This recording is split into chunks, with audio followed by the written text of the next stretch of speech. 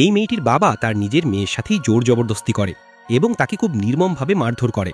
এখন এলির বেসমেন্টে থাকার পুরো 1 বছর হয়ে গেছে এবং সে এখন গর্ভবতীও হয়ে পড়েছে। কিছুক্ষণ পর এলির পেটে খুব তীব্র ব্যথা শুরু হয়, কিন্তু তার চিৎকার শোনার মতো কেউ ছিল না।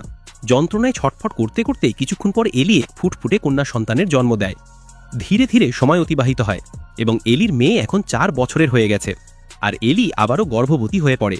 কিন্তু এবার এলি তার বাবাকে বলল, আমার এই বাচ্চাটিকে আপনি আমার মায়ের কাছে দিয়ে দেবেন, তিনি তাকে বড় করবেন। কিন্তু তার বাবা তাকে বকাবকি করে সেখান থেকে চলে যায়। এখন এলির বেসমেন্টে থাকার পুরো 7 বছর হয়ে গেছে এবং তার একটি ছেলেও হয়েছে।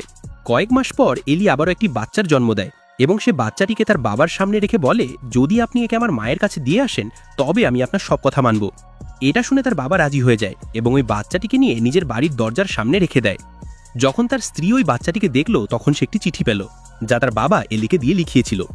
সেই চিঠিতে লেখা ছিল, আমার আর্থিক অবস্থা ভালো নয় এবং আমি এই বাচ্চার খরচ বহন করতে পারবো না, মা তুমি এই বাচ্চাটিকে মানুষ করো। এটা পড়ে এলির মা বাচ্চাটিকে বুকে জড়িয়ে নেয়, কিন্তু বাচ্চার নিচে আরও একটি চিরকুট ছিল যা এলির বাবা পেয়ে যায়। তাতে লেখা ছিল, বাবা আমাকে কিডন্যাপ করে বেসমেন্টে আটকে রেখেছে। এটা পড়ে তার খুব রাগ হয় এবং নিচে গিয়ে সে এলির সাথে আবারও জোর জবরদস্তি করে। সময় গড়িয়ে যায় আর দেখতে দেখতে আজ এলির এই অন্ধকার বেসমেন্টে বন্দি জীবনের 14টি বছর পূর্ণ হলো। তার বড় মেয়ে এখন অনেকটাই বড় হয়েছে। এলির বাবা, যে কিনা এক পাষণ্ড, তার কুনজর এখন এলির বড় মেয়ের ওপর। এলি বিষয়টি বুঝতে পারে এবং সে ঠিক করে যে কোনো মূল্যে তাকে এখান থেকে বেরোতেই হবে। একদিন এলি যখন তার বাচ্চাদের নিয়ে বসেছিল, হঠাৎ ওপর থেকে পানি টপকাতে শুরু করে। এলি বুঝতে পারে ওই জায়গাটির গাঁথুনি কাঁচা বা দুর্বল। সে কালো বিলম্ব না করে সেখানে খোঁড়াখুড়ি শুরু করে এবং শীঘ্রই একটি ফুটো তৈরি করতে সক্ষম হয়। রাত গভীর হলে সে ওই ফুটো দিয়ে টর্চের আলো ফেলে বাইরে সংকেত দেওয়ার চেষ্টা করে। ভাগ্যক্রমে বাইরে থেকে একজন পথচারী দেখতে পান যে মাটির নিচ থেকে আলো জ্বলছে আর নিভছে। কৌতূহলী হয়ে তিনি বাড়ির দরজায় কড়া নাড়েন, কিন্তু দরজা খোলে এলির বাবা। লোকটি চলে যাওয়ার পর এলির বাবা বুঝতে পারে নিচে কি হচ্ছে। এলির ভাগ্য আবারও তার সহায় হয় না।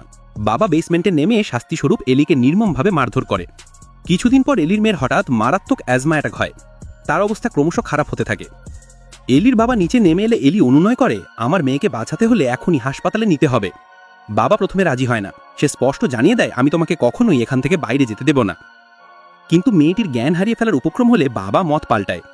সে বলে, তুমি আর তোমার মেয়ে আমার সাথে হাসপাতালে যেতে পারো, কিন্তু তোমার ছেলে এখানে জিম্মি থাকবে। অগত্য এলি তার অসুস্থ মেয়েকে নিয়ে বাবার সাথে বেসমেন্ট থেকে বেরিয়ে আসে এবং হাসপাতালে পৌঁছায়।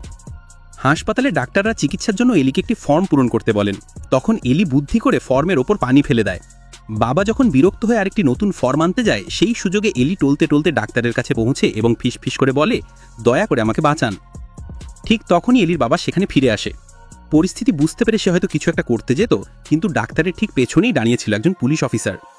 ডাক্তারের ইশারায় পুলিশটি তৎক্ষণাৎ এলির বাবাকে জাঁপটে ধরে ফেলে এবং তাকে গ্রেফতার করে। অবশেষে দীর্ঘ নরক যন্ত্রণা থেকে মুক্তি পায় এলি।